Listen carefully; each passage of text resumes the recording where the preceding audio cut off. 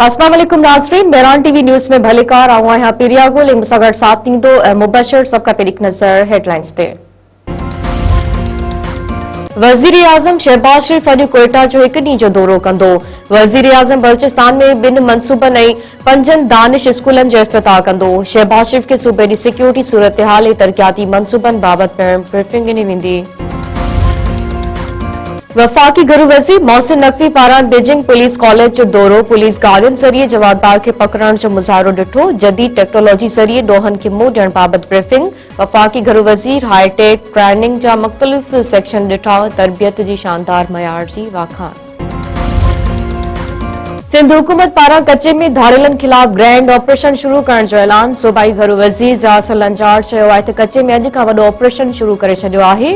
पाण खे वॾो चैंपियन समझंदड़ धाड़ेलनि खिलाफ़ बेरहमानियूं कार्रवाइयूं कंदासीं।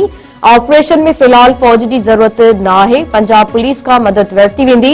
सखर में आईजी सिंध सां गॾु प्रेस कॉन्फ्रेंस कंदे सूबाई गुरु वज़ीर वधीक चयो आहे त धाड़ेलनि खिलाफ़ ऑपरेशन में रेंजर्स सिंध पुलिस सां गॾु हूंदी। हथियार फिटा कंदड़ ॾोहारियुनि खे मौक़ो ॾिनो वेंदो। केसनि खे मुंहुं ॾींदा। सूबे में हिन वक़्तु किथे बि हिफ़ाज़ती कार्रवाई नथी हले।